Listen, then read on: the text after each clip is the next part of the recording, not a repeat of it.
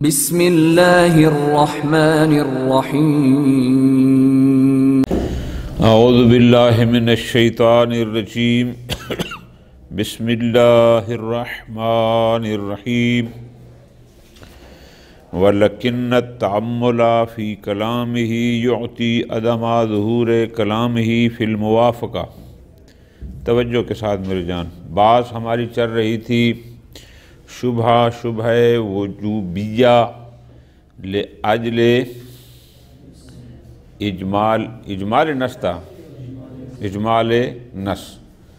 شیخ اعظم نے فرمایا تھا کہ ہم جیسے فقدان نص میں احتیاط کے قائل تھے، اجمال نص میں بھی احتیاط کے قائل ہیں۔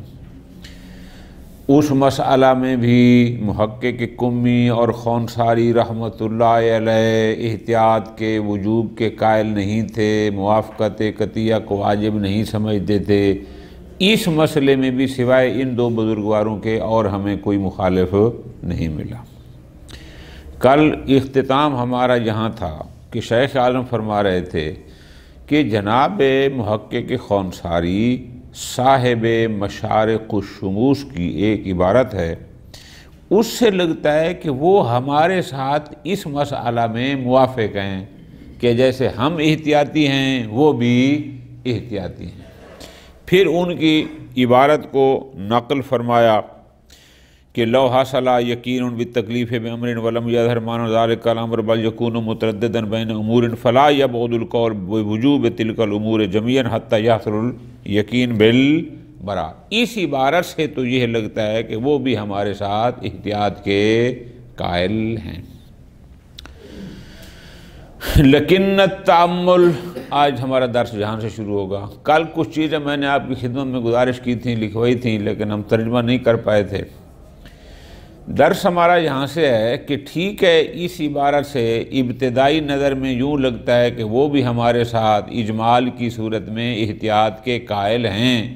لیکن جب ہم تھوڑا گہرائی میں جاتے ہیں، جب اس میں علمی دقت کرتے ہیں تو اس سے نظر آتا ہے کہ نہیں وہ کچھ اور بیان کر رہے ہیں اور ہمارا موقف کوئی اور ہے۔ کل میں نے آپ کی خدمت میں گزارش کی تھی استاد اعتمادی رحمۃ اللہ علیہ کی عبارت کہ اجمال تین قسم کا، گزارش بھی کی تھی کہ ایک دفعہ جو مخاطب ہیں خود مخاطبین کے لیے بھی وہ کلام مجمل ہے، ایک اجمال یہ ہوتا ہے۔ ایک یہ ہے کہ مخاطبین کے لیے مجمل نہیں، غائبین کے لیے مجمل ہے، لیکن ہمارا نظریہ یہ ہے علم اصول میں بحث الفاظ میں کہ جیسے مخاطبین مشافہین مقصود بالکلام ہیں، غائبین بھی اسی طرح مقصود بالکلام ہیں، یہ دونوں خطاب میں مشترک ہیں۔ اور تیسرا یہ تھا کہ نہیں، غائبین جو ہیں یہ ان حاضرین کے ساتھ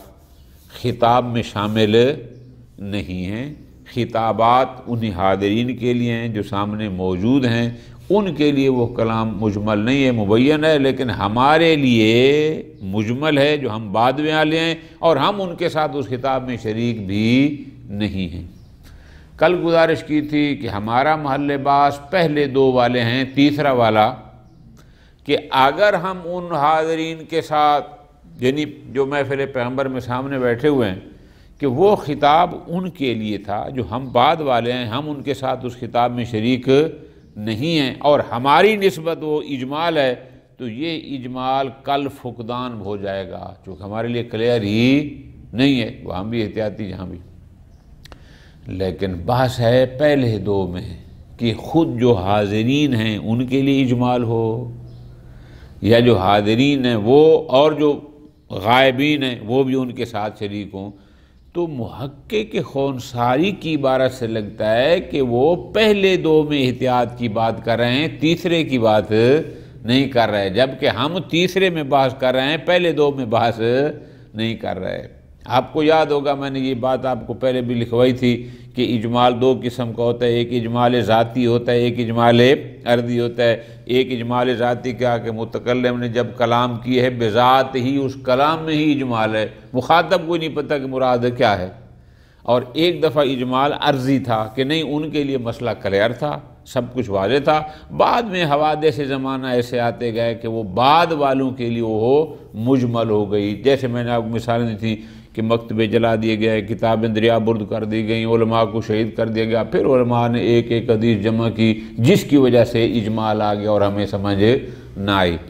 ہمارا موضوع بحث اجمال عرضی ہے کہ ہم لوگ جو اس زمانے میں ہیں، جو حدیثیں ہم تک بہت ساری مشکلات کے بعد پہنچی ہیں اور ان میں اجمال پایا جاتا ہے۔ ٹھیک ہے جی،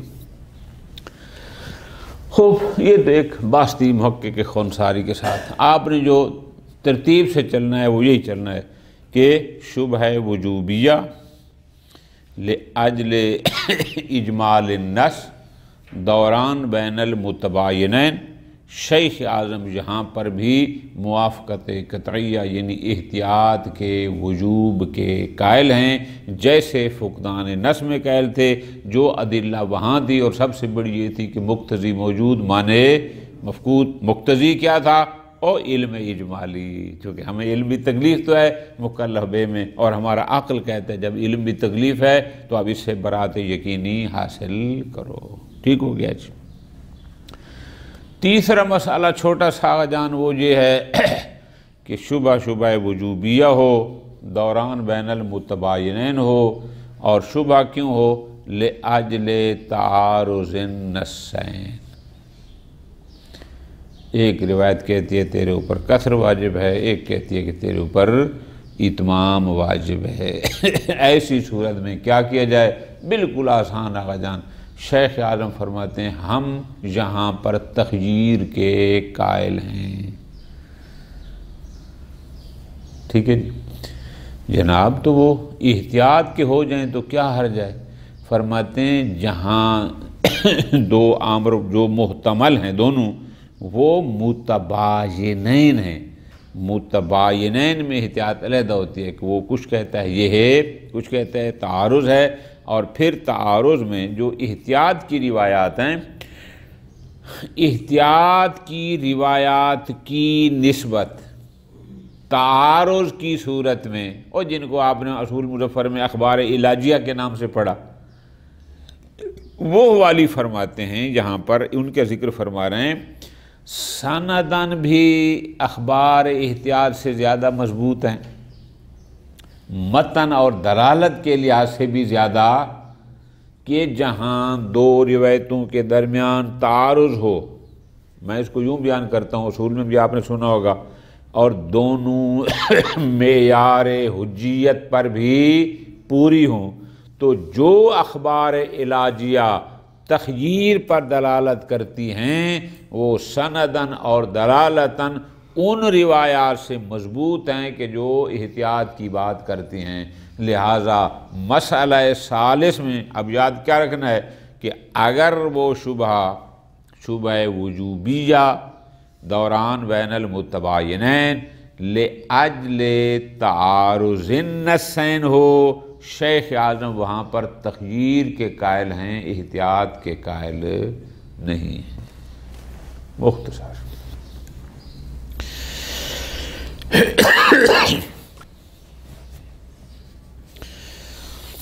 لیکن تأمل فی کلام ہی، توجہ میری جان، کل والا آخری پیرا کیا تھا کہ محقق خنساری کی اس عبارت کو سے تو یہ لگتا ہے کہ وہ بھی ہمارے ساتھ موافق ہیں کہ وہ بھی احتیاط کے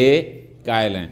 لیکن تأمل فی کلام ہی، لیکن جب ان کی اس عبارت کو پڑھتے ہیں اس میں ذرا غور کرتے ہیں، یوتی عدم ظہور کلام ہی فی الموافقہ، تو پتہ چلتا ہے کہ نہیں ہم جس مسئلہ میں احتیاط کی بات کر رہے ہیں وہ اس مورد میں، اس مسئلہ میں ہمارے موافق نہیں ہیں۔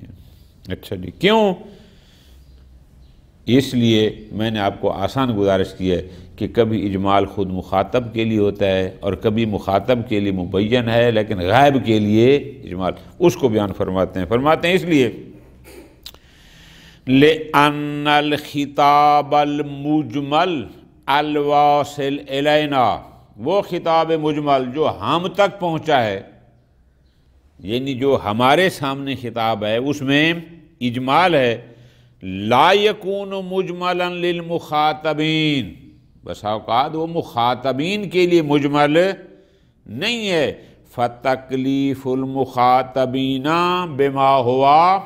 مبین، جو مخاطب ہیں ان کے لیے کوئی اجمال نہیں، بلکہ ان کے لیے وہ بالکل مجمل کی بجائے مبین ہے، واضح ہے، ان کے لیے مراد متکلم کلیئر ہے۔ بات سمجھ آ گئی نا؟ تو جب ان کے لیے مبین ہے تو ان پر ویسے ہی بجا لانا واجب ہو گیا۔ اما نحن معاشر الغائبین، لیکن ہم لوگ جو کئی سو سال بعد آئے ہیں، جو ہم غائب لوگ ہیں، فَلَمْ يَثْبُتِ الْيَقِينُ بَلِ الظَّنُّ بِتَكْلِيفِنَا بِذَلِكَ الْخِطَابِ، ہمیں اس بات کا یقین نہیں بلکہ ظن بھی نہیں ہے کہ جس خطاب کے وہ حاضرین مخاطب تھے، آیا اس کے مخاطبین ہم بھی ہیں، ہمیں اس کا ظن۔ کل بھی میں نے آپ کو گزارش کی تھی، ایک علمی بحث ہے کہ جو خطابات قرآنی ہیں، آیا یہ فقط حاضرین کے لیے ہیں یا غائبین کے لیے بھی ہیں؟ اس میں دو نظریے تھے۔ خوب، اب فرماتے ہیں فَمَنْ كُلِّفَ بِهِ، اب جو بندہ سامنے موجود ہے، جو حاضر ہے اور حاضر پر جو تکلیف ہے، لا اجمال فیہ عندہ، اس کے لیے تو کوئی اجمال، ادھر پیغمبر کچھ فرما رہے ہیں، وہ سامنے سن رہا ہے، اس کے لیے تو واضح ہو گیا، دو ٹوک ہو گیا کہ اس سے مراد کیا ہے۔ لیکن من عرض لہ الاجمال، لیکن وہ لوگ جن کے لیے اجمال عارض ہو گیا، جیسے ہم لوگ گزارش کی تھی، ہمارے لیے یہ اجمال ذاتی نہیں بلکہ عارضی ہے، اور بعد میں مرور زمانہ اور حوادثات زمانہ کی وجہ سے اس میں اجمال آ گیا۔ پس من عرض لہ الاجمال، ان کے لیے تو ہو گیا مبین، واضح، ان کو تو کوئی مشکل نہیں، لیکن جن کے لیے اجمال ہو گیا، لا دلیل علی تکلیفہ بالواقع المردد،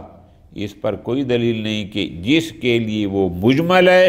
اس پر بھی وہ تکلیف مردد لازم ہو، واقع مردد اس پر بھی لازم ہو، اس کا مکلف ہو کہ واقع کو حتماً بجا لائے نہ۔ کیوں؟ لِأَنَّ اشْتِرَاكَ غَيْرِ الْمُخَاطَبِينَ مَعَهُمْ، یعنی غیر مخاطبین کا مخاطبین کے ساتھ مشترک ہونا، کس میں؟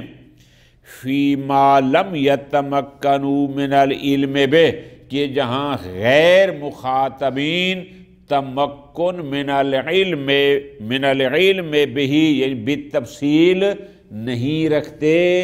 عین الدعویٰ۔ اب اس کو سمجھنا، لکھ لینا ہے کیا کہنا چاہتے ہیں، یعنی شیخ اعظم یہ فرمانا چاہتے ہیں کہ اصل عین دعویٰ سے مراد کیا ہے کہ خود یہ بحث موضوع ہے، یہ مورد موضوع بحث ہے، کیا کہ جو لوگ غائب ہیں اور علم تفصیلی پر قدرت نہیں رکھتے، آیا وہ مخاطبین کے ساتھ اس خطاب میں شریک ہیں یا نہیں ہیں؟ یہ از خود ایک موضوع بحث ہے۔ ٹھیک ہے جی، بعض کہتے ہیں کہ غائبین بھی خطابات میں مشافعین کے ساتھ شریک ہیں، دوسرے کہتے ہیں نہیں ہیں۔ ختم۔ پھر فرماتے ہیں فَالتَّحْقِيقُ أَنَّ هُنَا مَسْأَلَتَيْنِ، بلکہ اس مسئلہ کو شیخ اعظم فرماتے ہیں، میں یوں بیان کرتا ہوں، وہ کیا کہ ایک بسا اوقات یوں ہوتا ہے کہ اِذَا خُوطِبَ شَخْصٌ بِمُجْمَلٍ، شخص حاضر ہے، بالکل سامنے کھڑا ہے، لیکن متکلم جو اس کو خطاب کر رہا ہے، اس کے خطاب میں اس حاضر کے لیے بھی اجمال ہے، بندہ سامنے ہے لیکن پھر بھی اس کے لیے اس کلام میں اجمال ہے، تو اس میں بحث ہے، تو یہ ہے حال یجب علیہ الاحتیاط اولا، کیا اس بندے پر احتیاط واجب ہے یا احتیاط واجب؟ ایک مسئلہ ہو گیا یہ، ٹھیک ہے جی، بندہ حاضر ہے، سامنے کھڑا ہے، متکلم نے کلام کیا ہے، پھر بھی اس کی کلام میں اس حاضر بندے کے لیے بھی اجمال ہے، تو پھر سوال ہوگا کہ آیا اس حاضر پر احتیاط واجب ہے یا واجب نہیں؟ ایک اچھا دوسرا مسئلہ یہ ہوتا ہے کہ نہیں، اذا علم تکلیف الحاضرین بامر معلوم لہم تفصیلا، کہ نہیں جو حاضر ہیں ان کو تکلیف دی گئی ہے ایک ایسے امر کی کہ جس کا وہ علم تفصیلی رکھتے ہیں۔ متکلم نے کلام کی، حاضر پر ایک ذمہ داری عائد کی، اس حاضر کو علم تفصیلی ہو گیا کہ متکلم مجھ سے کیا چاہتا ہے، مولا مجھ سے کیا چاہتا ہے۔ وَفَاهِمُوا مِن خطاب، اور وہ متکلم کو اس خطاب سے مراد متکلم کو بھی سمجھ گئے۔ اچھا، لیکن ہوا وہی خطاب جو مخاطبین کے لیے واضح ہے، ان کے لیے معلوم ہے، تفصیلی ہے، لیکن وہی شے مجمل بالنسبت الینا معاشر الغائبین، لیکن وہی شے مجمل ہے جو ہم لوگوں کے لیے جو موقع پر حاضر نہیں تھے بلکہ غائب ہیں، ان کے لیے کوئی اجمال نہیں تھا، ان کے لیے واضح تھا، معلوم علم تھا، لیکن ہمارے لیے وہ مجمل ہے۔ پس حال یجب علینا تحصیل القاط، اب ہمارے اوپر آیا واجب ہے کیا کہ ہم قط حاصل کریں بذریعہ احتیاط بِإِتْيَانِ ذَلِكَ الْأَمْرِ، اس امر واقعی کو بجا لانے کی آیا ہمارے اوپر واجب ہے احتیاط کرنا اولا یا واجب نہیں؟ سمجھا گیا جان؟ یہ ہو گئے دو مسئلے۔ پہلا جان یہ تھا کہ خود حاضرین کے لیے بھی مجمل تھا، دوسرا تھا کہ حاضرین کے لیے وہ معلوم تفصیلی تھا، غائبین کے لیے مجمل ہے۔ اب بات ہے کہ آیا ان غائبین کے لیے احتیاط واجب ہے یا نہیں؟ والمحقق حکم بوجوب الاحتیاط فی الاول،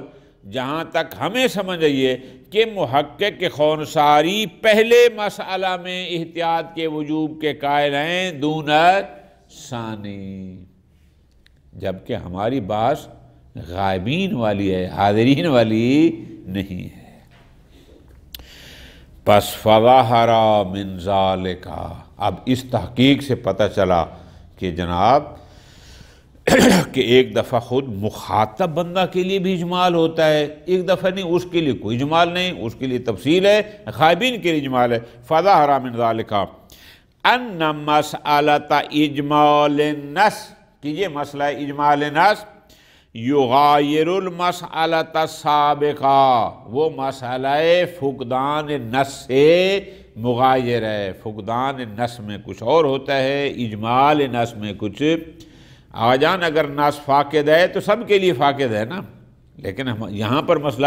اجمال کا ہے کہ مخاطبین کے لیے وہاں وہ تفصیل ہے، مبین ہے، ہمارے لیے مجمل ہے۔ پس فرماتے ہیں انما یغایر المسئلۃ السابقہ، کہاں پر؟ فیما فورضا خطاب مجمل متوجہ الی المکلف، کہ جب ایک خطاب مجمل متوجہ الی المکلف ہو، کہ مکلف کو علم بالتکلیف تو ہے لیکن خطاب میں اجمال ہے، تردد ہے۔ اچھا کیسے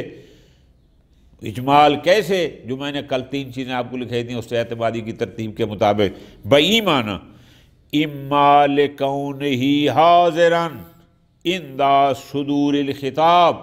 جب مولا خطاب فرما رہے تھے، پیغمبر اکرم ارشاد فرما رہے تھے، یہ بندہ اس وقت اس محفل میں حاضر بھی تھا، موجود بھی تھا، لیکن پھر بھی اس کے لیے اجمال ہے، اس وقت بھی اس کو یہ مبین نہیں تھا، اس کو سمجھ نہیں آئی کہ مقصود کیا ہے، یا ایسا ہے۔ وَإِمَّا لِلْقَوْلِ بِاشْتِرَاكِ الْغَائِبِينَ مَعَ الْحَاضِرِينَ، یا ہم اس کے قائل ہوں کہ غائبین بھی حاضرین کے ساتھ خطاب میں مشترک ہیں، وہ جو دوسری بات میں نے پہلے گزارش کی۔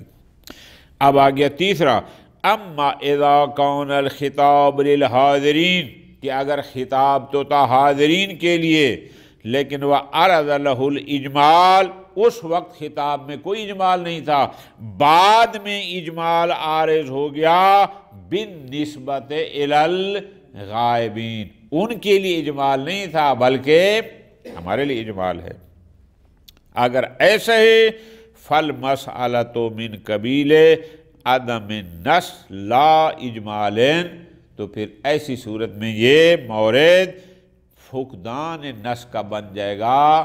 نہ کہ اجمال، یعنی اگر ہم اس کو اجمال میں لے رہے ہیں تو تسامحاً لے رہے ہیں، حقیقت میں یہ اجمال نہیں، یہ فقد نص ہے۔ لیکن انک عرفت ان المختار فیہما، لیکن ہم